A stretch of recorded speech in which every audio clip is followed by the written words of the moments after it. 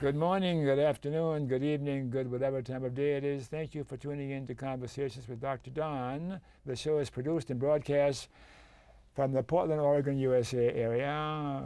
For your first-time viewers, Conversations with Dr. Don is an ongoing series of one-hour standalone talk shows where I interview interesting people like most of you out there about who they are as unique, one-of-a-kind individuals and about whatever it is that we decided to talk about this evening.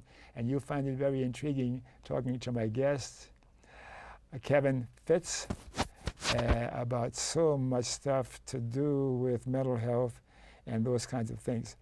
How you doing? Good. I'm doing good. Good. Thanks for having me. Feeling good? Yes. Yeah. Are you nervous? A little bit. Yeah. Not as much as I am.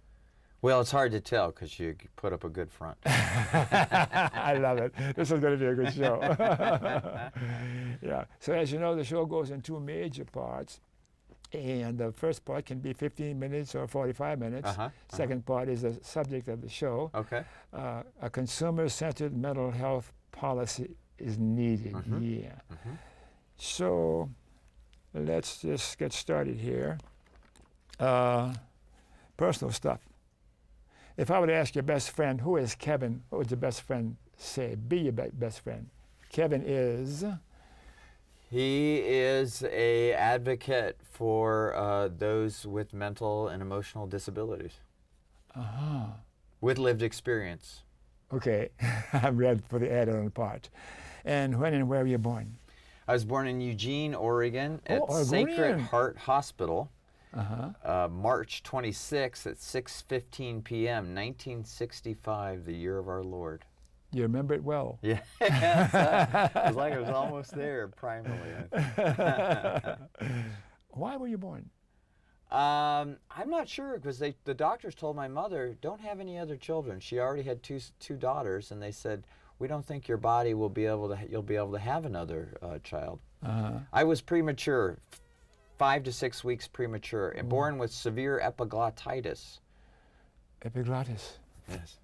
They're swollen up. Yeah. I was having problems breathing, and they kept me over, I think, for 2 days in the hospital because I was having problems breathing right out of the chute. Yeah. And you survived that. I did, yeah. Thank goodness. Yeah. How many brain cells would I have had started out with if I wasn't oxygen deprived early on, Dr. Don? Anything significant about your racial, national, or cultural heritage that the viewers might be interested in? Not particularly. Okay. Nothing that I even particularly knew about or paid attention to. You know, as a toddler and a young child, nothing.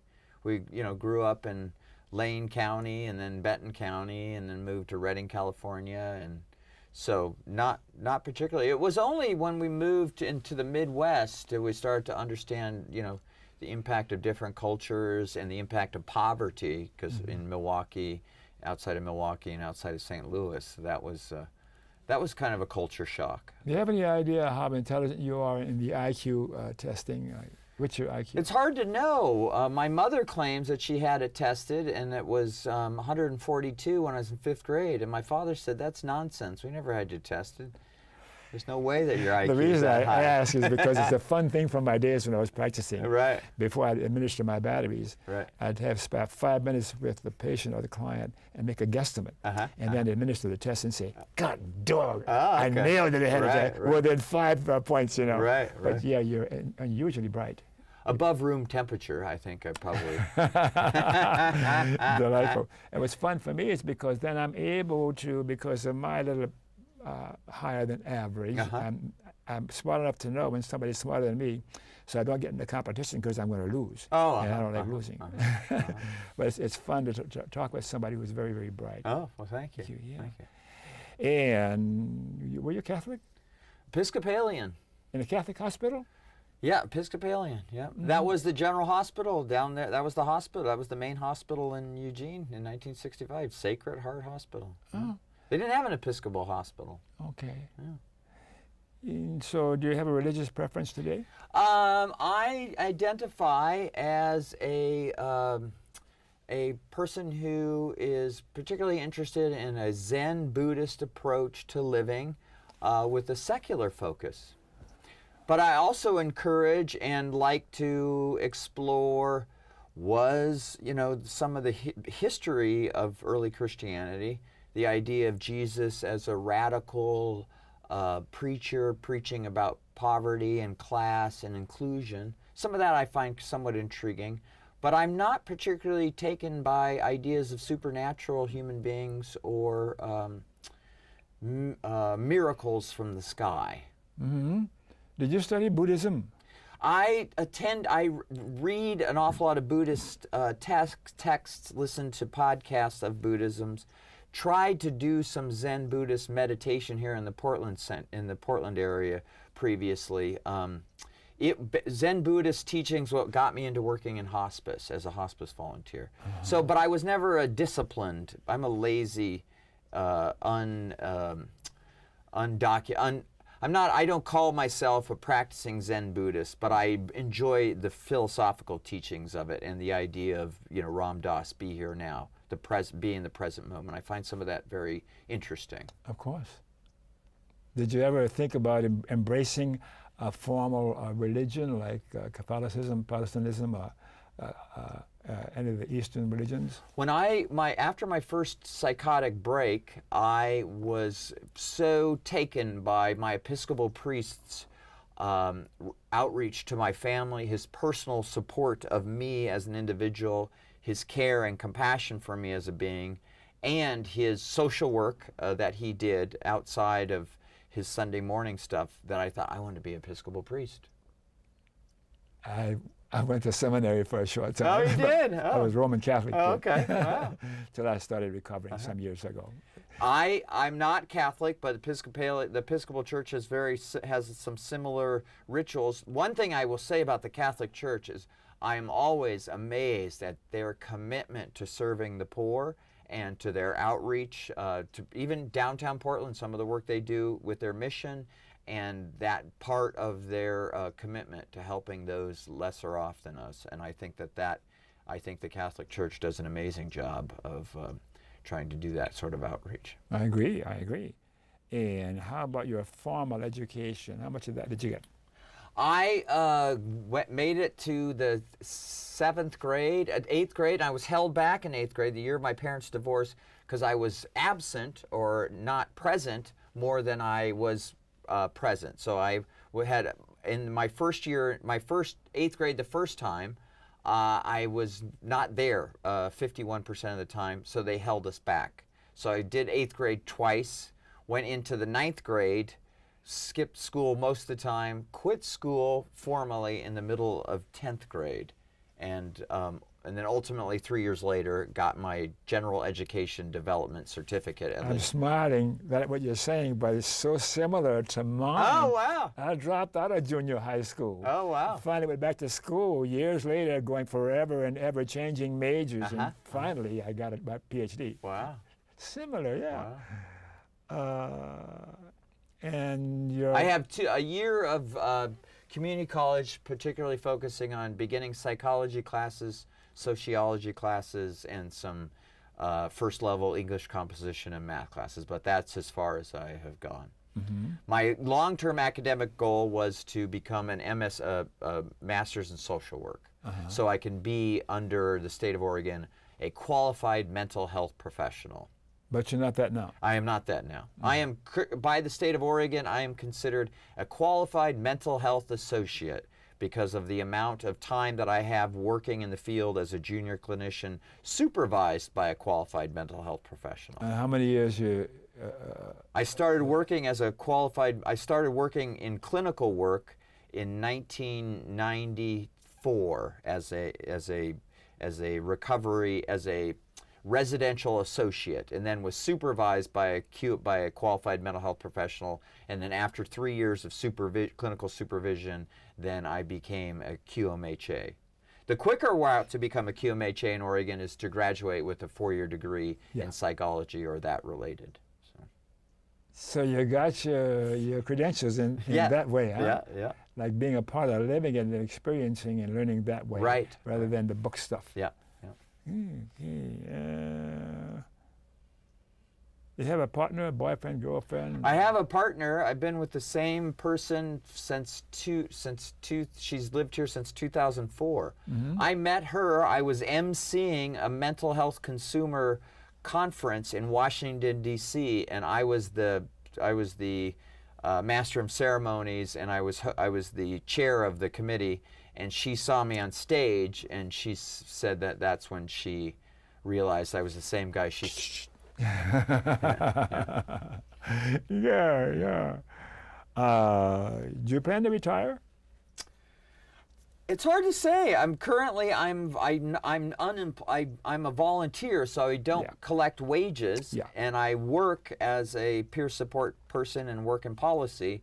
Hopefully, I hope to retire. I hope to channel back some of my work in policy and advocacy and make documentary films. How do you feed yourself? How do I afford to feed myself? Yeah. So I was diagnosed with severe mental health disorder when I was 19, and then diagnosed again several times throughout my life. But in 2007, I was awarded Social Security disability for the diagnosis of schizophrenia. Yeah. Do you agree with that diagnosis?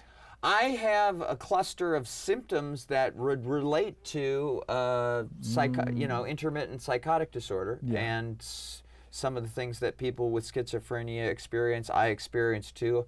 I'm not sure I like the idea of the differentiation between what schizophrenia is and what schizoaffective disorder is, and I'm not really sure I like the idea of identifying as one particular diagnostic label. Yeah, DSM, I'm not sure about that anymore. Do you lose touch with reality in a serious way?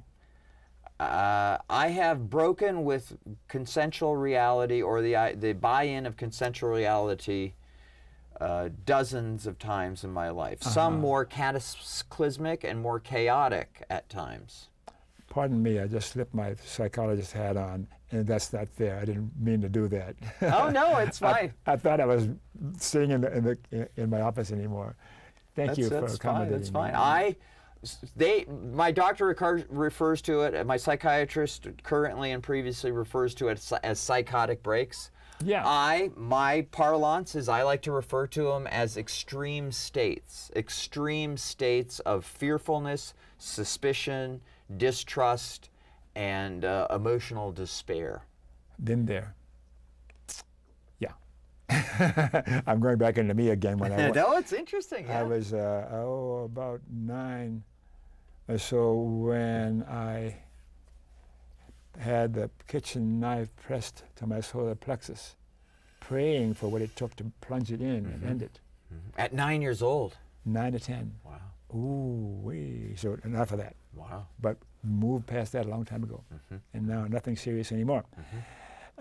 Don't ask my wife about that, if anything serious going on with me now. Right. No, I want mum's the word. Yeah, right. My lips are sealed, Dr. Don. Any children? No children. No children. No paternity lawsuits or no genetic testing necessary that I know of. But I'm building my social media presence, so maybe I might get contacted someday. But no, none at this point. I'd had some interest in thinking about children, but the blowout of my my world experience in the 2001, 2002 changed the course of my life for the next 14 years, and that impacted my desire to think about, being responsible and raising children. So. Would you characterize your political persuasion as left, right, center, or what are you? Someone called me a liberal. I said, don't call me a liberal. I'm a left-wing radical. Yay! Schooled by the likes of Noam Chomsky, Howard Zinn, Cornel West. Those are the people. I didn't know about these people in high school. I didn't know about any of them. I met the man who changed the direction of, I wanted to be an Episcopal priest, and then I wanted to be a psychiatrist. I discovered Ralph Nader and some of his issues as a consumer advocate. And learning about and reading some of his things and seeing him on the Phil Donahue show impacted my life. I want to be a consumer advocate in the public mental health sector. Like, he's the consumer advocate for cars and food and everything. I talked to him for 12 blocks. We walked to the Washington Post. I said, Mr. Nader, I am such a fan. Whoa. Can I have an autograph? He said, young man, that's silly. That's for narcissists. I don't do autographs. It's not about fame. It's about making change. You want to walk with me to the Washington Post? Let's chat. So we walked 1.5 miles to the Washington Post. You son of a gun. That was so cool. I hate you. Yeah, so cool. You sound like you're talking my life story. Oh, well, sorry, yeah. But it was wonderful. Yeah. Yeah, so we have the same similar heroes, I think. Yeah. So, what's the difference between sympathy and empathy? That's an interesting question, because what is the two things that I am formed by this month that's on my plate to think about in my world. One, compassion fatigue. Mm-hmm. Two, loneliness, isolation, and shame for the folks like myself but who are not connected to community.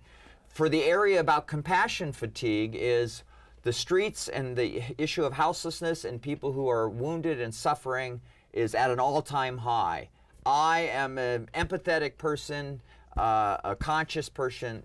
And stop patting your mic. Sorry, so that's a nervous habit. I am nervous. You're an intimidating interviewer, you know. I know how it must feel to go up against Charlie Rose. That's flattering. Yeah. So empathy is... This is just a question. Maybe it answers the question. Is empathy? I have maybe had some similar experiences, so I may be able to relate. Like the idea of Clinton said, I can feel your pain. And really feel it. You're not just saying Right. I'm not just saying it so I can, get elected. But I'm not sure what a definition of. I'm sympathetic. My cat Tom just died. Well, I am sympathetic towards your loss. Now, I'm not really sure exactly what the word sympathy is. That shows that spots in my lack of formal education. For me, that's identifying what's going on with you, what's in my neocortex. But beyond that, it's what's going on in my gut, in my heart, in my soul, so to speak. Compassion. You touched on compassion. That's what it's about, actually, for me, bottom line. Compassion, because unless we can relate to each other, not as human beings, but as compassionate human beings, then it's a successful relationship, a successful connection, which makes it all worthwhile, for me. Okay, it's not my show, it's yours. Oh, it's fascinating. I like to have a dialogue.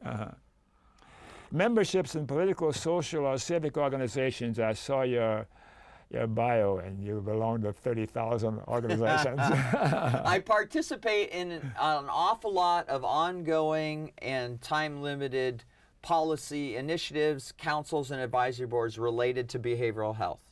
In Multnomah County, by statute, by law, they have to have an advisory board to advise the county about mental health issues. I participate in that as a person who's has a recovering addiction, and also a person who lives with a severe mental illness diagnosis and experience of that.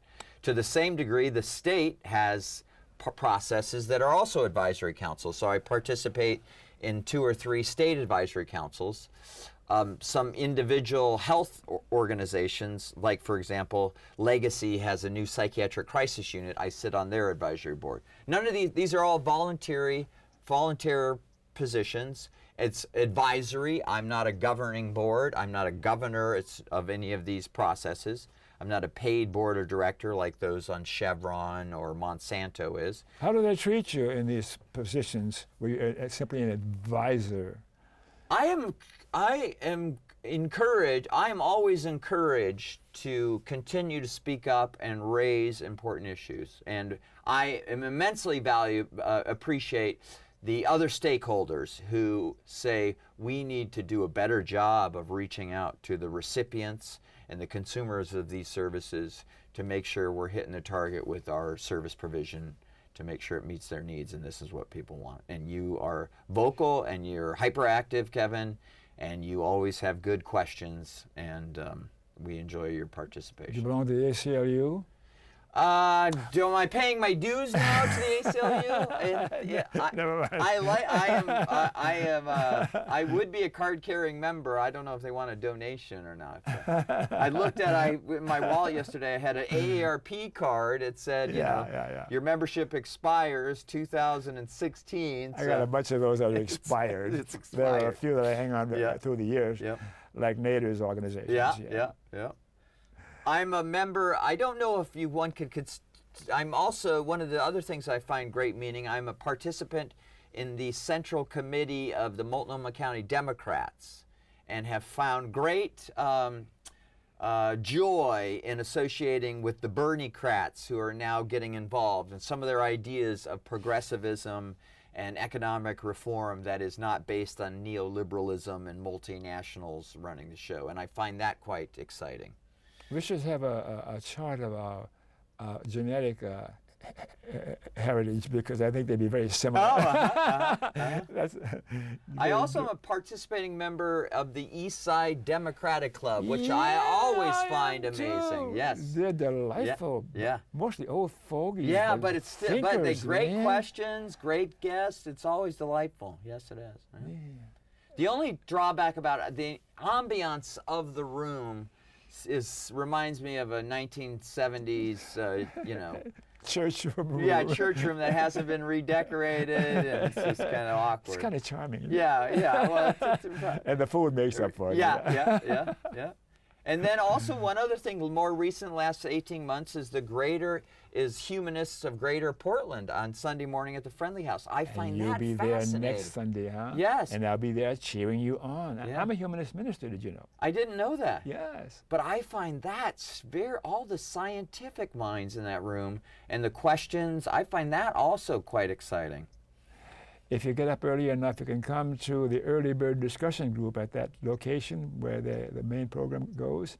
It starts at 8:45 and goes until 9:45 before the main program starts. We have anywhere from 6 to 12 attendees. Wow. And these are a special group of people. It's kind of a hybrid sort of a thing. It's like an encounter group sort of. Oh, really? But it's a bunch of thinkers and feelers. And of course, with my makeup, I encourage them to go for the gut.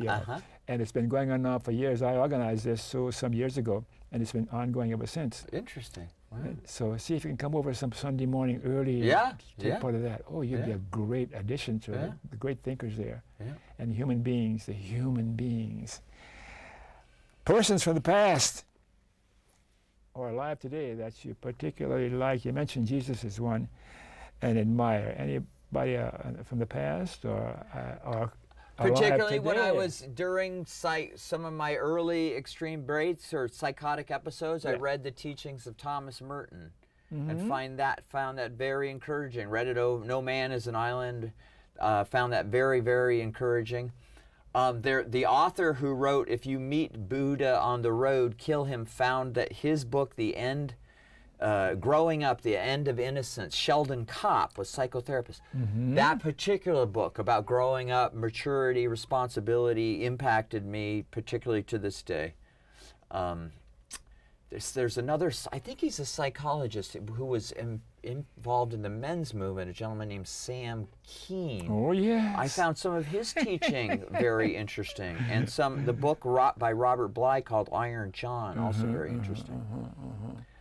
As a developing young man, I felt like I was too influenced by the male who was uncomfortable with fragility, tenderness, and pain, and the idea was that Arnold Schwarzenegger or Sylvester Stallone, the macho, never let him see you sweat. Anybody gets in your face, you beat him down. Violence, and the two feelings you have are horniness and maybe a little bit of laughter, but you don't feel fear, inadequacy, insecurity, compassion for somebody who is lesser than you. I wish that my development was more impacted by an Alan Alda or a Phil Donahue than so impacted early on by the idea of what it means to be a man in the world. You offer so many ideas. I'm going in 3 or 4 different tracks at the same time and trying to choose which one. Well, imagine how hard it is in my own head. My heroes were Jesus, and I'm a recovering Catholic, and Gandhi, and Martin Luther King.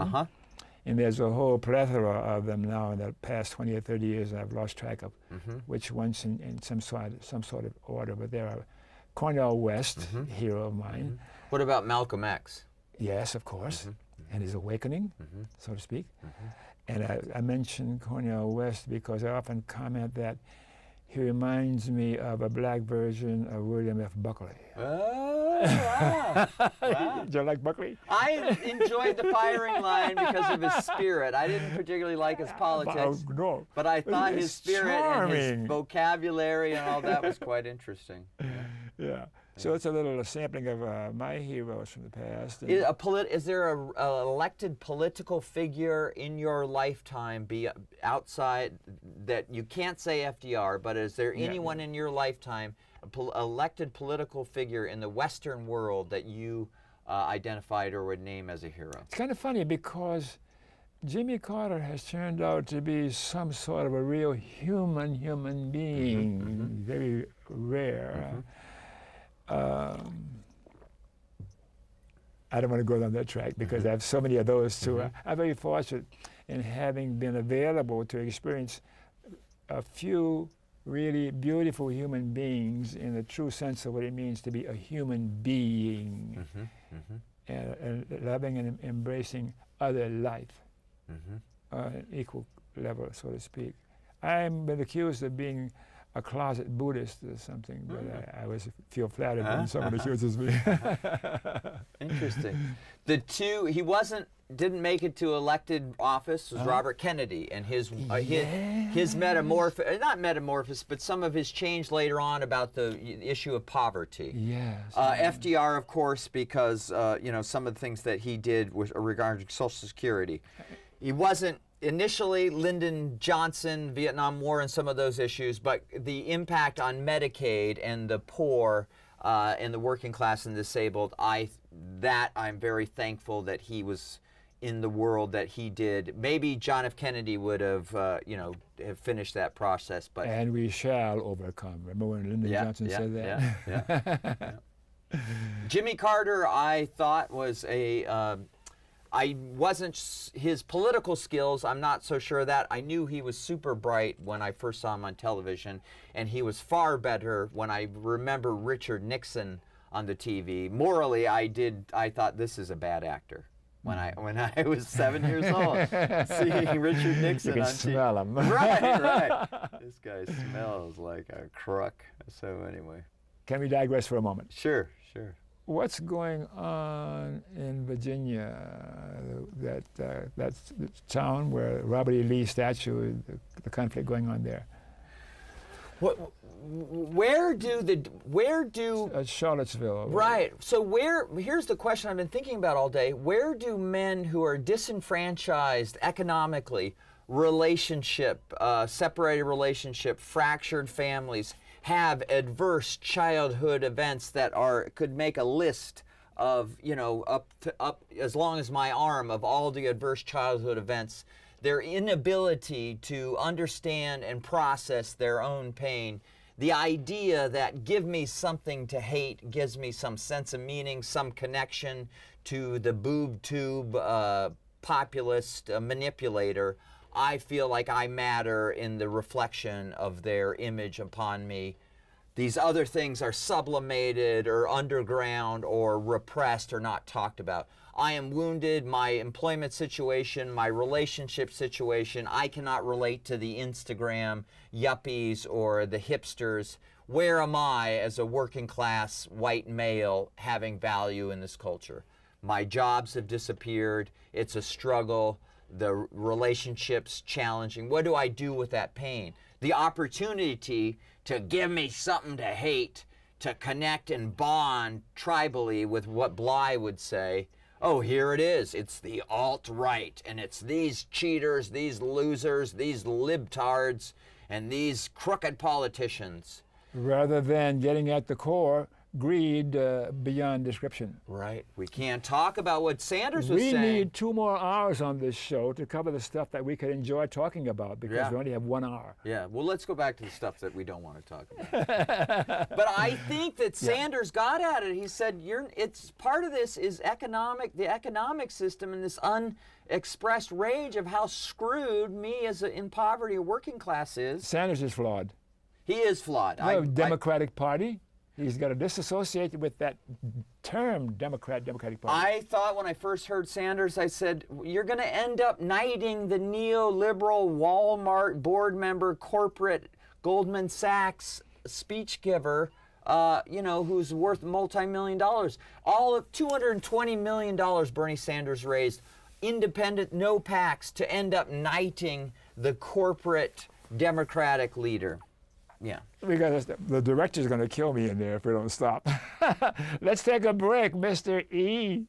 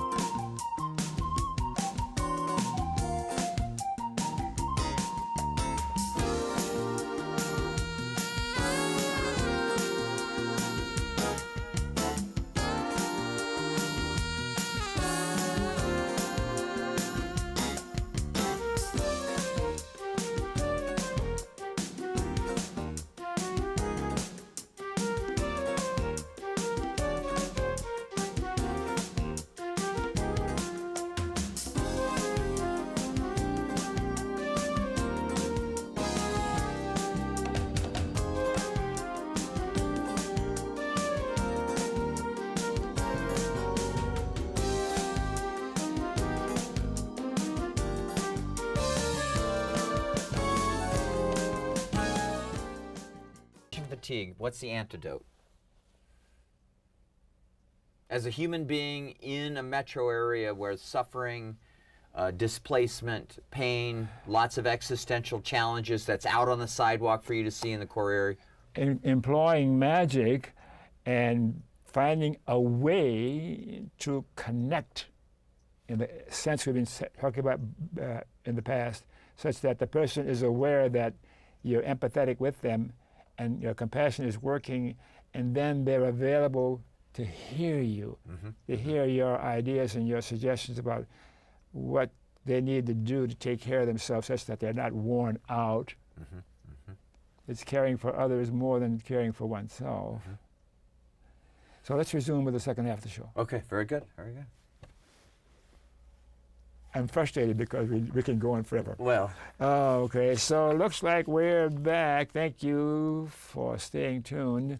For your viewers who missed the opening of the show, Conversations with Dr. Don is an ongoing series of 1-hour standalone talk shows where I interview interesting people, like most of you out there, about who they are as unique, one-of-a-kind individuals, and about whatever it is we have decided to talk about tonight, and we've decided about talking about other things that weren't on the agenda. And Kevin Fitz is just an absolute delight. Thanks again for coming. Thank you. Thanks. Let's go to the second half. Okay. Okay, I have some notes here, and we're going to talk about. You had some questions that you just emailed me about the 5 myths about peers working in social services.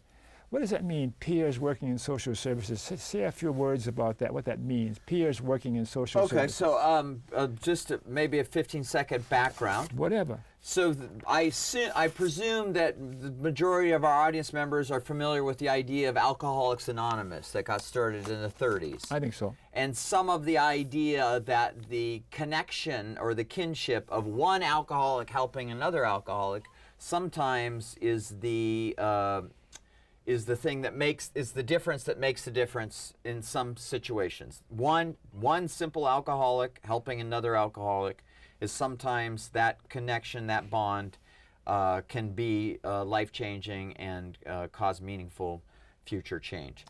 So the idea, and we learned this from the Vietnam War particularly, when the vets were coming back, They connected together in veteran services group and supported each other. Later on, with the development of the breast cancer survivors would network together. So in the area of what we identify as peers is folks that identify in Oregon, for state definition, as people in recovery from addiction, problem gambling, self-harm issues, et cetera, behavioral health diagnosis from everywhere from bipolar to schizophrenia to depression to the attention deficit issues, et cetera. A person with the experience of this mental health disorder, some people call it the experience of mental illness, a peer coming to being involved in service provision, not at the clinical side, not like Dr. Don would do and say, you know, you have the problem with your widget A and I give you diagnosis B and C and D, but with the social determinants of health, supportive services. I need help filling out my food stamp application. I need someone to take me to the Social Security office because I am getting a review. I need somebody to help me find a new place to live. I need somebody to go help me find some community and some place to go in my community to overcome some of my loneliness and my shame or my fear of the marketplace. Peers are engaged, have been engaged, and certified. They've been there. They have been there, and they have that experience of, I was in the psych ward. I have a scar on my leg where they put me in restraints and slapped me down and filled me full of neuroleptics. I have been in the criminal justice system. I have been a problem gambler. I have spent the rent money on lottery tickets. I have drunk myself into homelessness, et cetera, et cetera. So those issues, you come and say, you know, I'm a person with this background, this experience of similar challenges and disorders. The state of Oregon has a process to work as in the public sector to receive Medicaid, to have part of your wages paid by Medicaid. You go through a certification process. And the state of Oregon has 3 particular designations for peers. One is Certified Recovery Mentor, and the other one is Peer Support Specialist. 40 hours of training, of actual formal training, book learning. You get a certificate at the end of that. You apply to the state of Oregon and say, here is my certificate that I completed this 40 hours training. I want to apply to be a certified peer support specialist or certified recovery mentor. On the A&D side, they classify it as certified recovery mentor. On the behavioral health side, peer support specialist. You apply, you become, if you go through it, you get a criminal background check. Now that can be challenging because people with, you know, who have some of these issues get tangled up with the law, but they have an appeal process. Fortunately, on the addiction side, we have a private agency that also does certification with the state's approval. Are they fairly objective? The private organization busts their butt to appeal to approve folks that the state would kick out. And so there's some folks that have criminal justice backgrounds that with the state's process and standards, they might never get approved. But this private agency, alcohol, I can't remember the actual acronym, and he's going to kick my butt for it. But it's a private agency. It's an organization of alcohol and drug counselors across the state that also does certification for CRM. On the behavioral health side, the state is the only one that does that certification. So you get the 40-hour training, you apply for certification, you go through a background check, and to make sure that all your ducks in a row, and you become a certified peer worker to be employed in the behavioral health or the alcohol and the addictions and services part of the state provision of public health services. So you go to working in Clackamas County at their psychiatric crisis center, for doing in-reach to jails, to reaching into people who are going to get discharged soon, to community centers, drop-in centers where peers work and help with the process of building social community.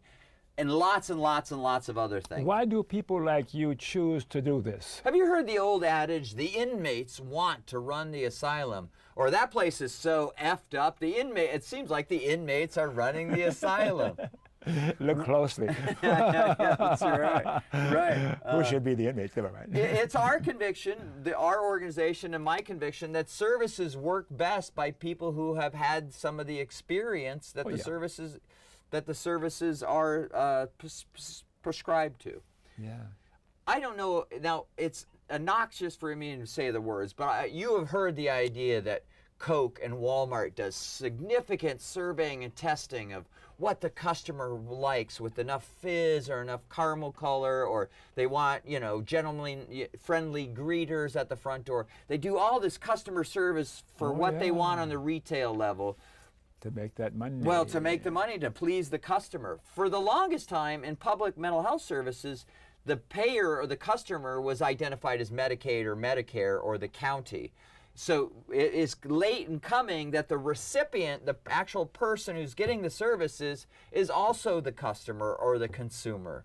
And so What about the insurance companies? Yes, the insurance companies. Yeah, well, they would like, we think we know best with the consumer, right? Hiding. Yeah, right. You can tell in the old ages, the churches used to be the tallest buildings in town, and now it's the insurance companies and the banks. Mm-hmm. So that must tell you about how power has shifted into some of these temples. One of my favorite questions is why, what's the answer? Those are my two favorite questions in situations like this now. But we won't go there because you and I will need 4 hours instead of 2 hours. Right. That we believe that the services work best when they're informed by people who have some of the experience of that. And the initial outcomes show less recidivism to the psychiatric crisis ward, less re-entry into the criminal justice system. When you are connected to a peer, when you have a relationship with a peer, you also build more natural sense of community supports. So we're not just dependent on your paid helpers who are there from 8 to 5 Monday through Friday and then go home. Bedside manner. Bedside manner too, right. And the sense of bottom line. People used to introduce themselves to me. I'm a schizophrenic. Well, what is your name? Well, I'm schizophrenic. And the identification with this pejorative, challenging box of labels can sometimes be addressed by, they told me that is what I suffered with too. But I also found a human being of matter, of worth and importance underneath the DSM-3, 4, 5 insurance classification level that made me feel it was hopeless and my life was meaningless. Powerful. Powerful, yeah. Yeah. I was talking about earlier in my life how we managed to avoid, even back then, many years ago, that label that I had to live with the rest of my life successfully. But I'm still goofy, so I wouldn't change it. So, where are we now? Can any human being have an extreme state with enough stress and enough challenges and enough financial or relational or existential challenges? Is anybody capable of going crazy or getting into extreme emotional despair where they're dark and cloudy and they see no light at the end of the tunnel? And the key is, how long does it last? Right. How long does it last? Yeah. I think any human being could be potentially, they could experience that. Like people who have been imprisoned and in isolation for so long, one individual will go nuts after 36 hours, and somebody else will spend 9 months and come out sane, unaffected by the experience. Shall we address these? Let's address them. 5 myths about peers working in social services. Peers don't improve outcomes. Anything more to say about that? So the idea that people used to think is, we have to fill the quota. We have to have 2 peers employed at our community mental health clinic because the state is telling us. But I'm not sure that this is a judicious use of federal funds or public money. And what are they here for except to meet some hiring requirement? Do they produce better outcomes, or that we're just doing this because we're told that we do? Peers do produce better outcomes, particularly in the idea. There's good data on that. Well, it's preliminary because we're just getting a toe in the game. Only since 2014 have peers been certified to work in community mental health clinics around Oregon. That recent? That recent. Oh, what a waste of time. But we're making up for lost time. Okay. Particularly around the issues of what's already preliminary results are already showing reducing psychiatric crisis. The most expensive part of mental health delivery is hospitalization and psychiatric crisis. And there are results already coming in from Clackamas County, who's been a leader in peer service delivery. Clackamas County here in Oregon. Yes, reducing psychiatric hospitalizations, reducing use of hotline services and crisis services after hours, because peer services help the buildup of the internal locus of choice, control, and self-focus and self-direction, and also connecting with a larger social community. Finally, the person says, I have some sense of what's going on. Right, right. Somewhat of managing my own self. And I have friends who I can relate to and don't discriminate against me because they think I'm crazy or wacko. What a lovely crazy. Next one? Next one. Peers will take our mental health professional jobs. Is that true? You guys are... I don't know if you saw this, but this was about 10 months ago. There was an agency in either Klamath Falls or Grants Pass that was getting slapped on the wrist because they were promising their qualified mental health professionals a $20,000 signing bonus if they stayed, or if either they stayed or they continued working with the agency, because in this rural and frontier area they were having such a hard time getting qualified mental health professionals down there to do the work. Since 2014, in the employment of peers throughout the Oregon system, we have found no evidence that it reduces the need for clinical workers at all. And then sometimes it works perfectly in harmony. A clinician feels like he can have a larger caseload if he has peers working on some of the social determinants of health, and he can spend his time doing the counseling and doing some of the clinical work. Yeah. The pains we go through, those of you like us, to arrange the system such that human beings can get things out of the way where they can connect and actively love fellow humans and have the other human be aware of what's going on. Mm-hmm. Mm-hmm. That's my Buddhist community. Mm-hmm. That's tremendous. If I get into trouble, I'll come see you. And I'm careful with my compliments. All right. Peers can't work if they have serious mental health issues. So what's the deal? 19 years old, I leave the United States Army training, go AWOL, absent without leave, tried to hang myself twice with a coat hanger off the base, decided having a severe, suspicious, fearful attitude around the United States military, decided to go all the way off to Oregon, land here in Oregon, end up finally 9 months later serving at getting in Damage State Hospital, get put in a group home in the Dalles, told, Mr. Fitz, you're 19 years old, you are going to be incapable of doing enough self-care and and taking care of yourself. You will get used to the idea that you will be living in a group home for the rest of your life, and your attitude better adjust because we want you to accept this. And you were medicated at the time? I was highly medicated. Yeah. I was highly medicated. And you moved beyond that? Well, you said you have, I applied for voc rehab, said I want to go back to school. I want to get more training as a cook and a chef. Voc rehab is not, you're not eligible for voc rehab because you have severe mental illness, and there is very little evidence to suggest that you will recover from this sufficiently for us to investigate. So that was 1984.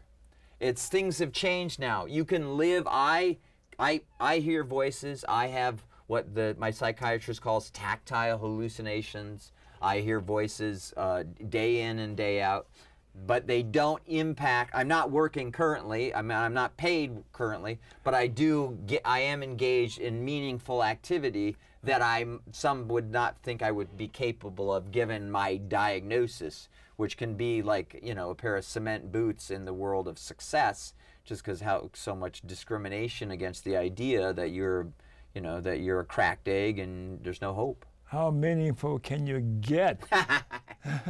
with what you're doing. Well, let's wait till my eulogy and see how it comes over. Bless you, my son. Thank you. Hey, there's some things I'd like to tell you about. Dear Father, Hail Mary. I've been there. We don't have money to pay for peer services. Right. So this was what came up in legislative session with some of our legislation is, this is going to cost more money. We need, in order for and this... you don't have any salary. Right. This is right. So the federal government since 1999 is saying peer services is a Medicaid allowable billable service. So the federal government currently 55 to 60% of Medicaid is paid by federal match. So it's a specified eligible service for you if you're a Medicaid recipient and you have a serious behavioral health diagnosis in Oregon. That's a waste of money. We should do away with Medicare and Medicaid. Well, I want a single payer system. Trump? Yeah. Well, I had nothing to do with that guy. Gosh. Boy, oh boy. So a single payer would, a real single payer would really be incredible. I agree. I want a real I want health insurance for everybody. I want to take the profit motive out of the exploitation of the consumer. You're anti-capitalist? I'm a democratic socialist. I'm not. I don't know if I'm completely against the marketplace, but I'm against the marketplace of monopoly or galopoly domination. What is the primary consideration in the system? It's not excluding everything totally except pure socialism. We don't have many things going on like in Spain. What's the name of that socialist experiment that's been going on successfully? Never mind, I'm not thinking about it right now. So, peers can professionally maintain good boundaries. Oh, boundaries, huh? That's an interesting one. Interesting. Please. So can I go to work and have the experience of psychiatric treatment or addiction treatment and know what is acceptable to share and be trustworthy, and also to have relations to clinical professionals who need to keep confidences, and some stuff I go to work as a peer and I'm paid. I'm not your friend. I can't date you. I can't let you sleep over at my house because there's professional boundaries. And peers over and over again are understood that, and there are 450 peers currently working in Oregon, and they 450. understand. Yeah, 450. There's probably 1,200 that are certified, and there's 600 or 700 would like more jobs, and they would like Governor Brown to continue to fold out this commitment of this is an eligible service, that if you have Medicaid, you can get the service. But some of our providers aren't telling you that. When you walk in the door, they're not telling you that you're eligible for peer services. So yes, we find with the right training and supervision, peers can be professional, can keep good boundaries, can maintain professional relationships, and also be compassionate, supportive, and humane. Boundaries. Can you say a little more about what you mean by boundaries in the psychiatric or psychological or human sense in our profession? Well, there are certain things that be challenging. If my case manager posted on her Facebook page that I am a schizophrenic and I am a recovering drug addict, and that I have been evicted because I acted in an extreme, fearful, and paranoid break, that would be violating my sense of confidence. That would be completely violating my sense of confidence and my trust in that individual. In a community mental health system, you learn things about the person that you're working with. You also learn about what is an appropriate relationship. They told me when I first got my clinical training, this is not about you. You need to put your needs on the shelf, more or less, for the 8 hours you're here. You're not here to have a mutual supportive relationship where you spend significant time talking about your own pains in detail and using them as a sounding board for your life decisions. So boundaries between you and the client or the patient or the person you're working with. Right, yes, true. Okay. And also with the people that you're working with. Mm-hmm. Do you provide, do you subscribe to certain ethics and standards and agreements regarding, the HIPAA law, electronic transformation of health records, and maintain that sort of sense of trust about that? They're going to scream at me if we don't stop. Okay. Because you got about two minutes or so left. Okay. God, it's been delightful. Been delightful. You can look at that camera and tell the viewers whatever you want to say to them about anything we've talked about or anything else comes to mind.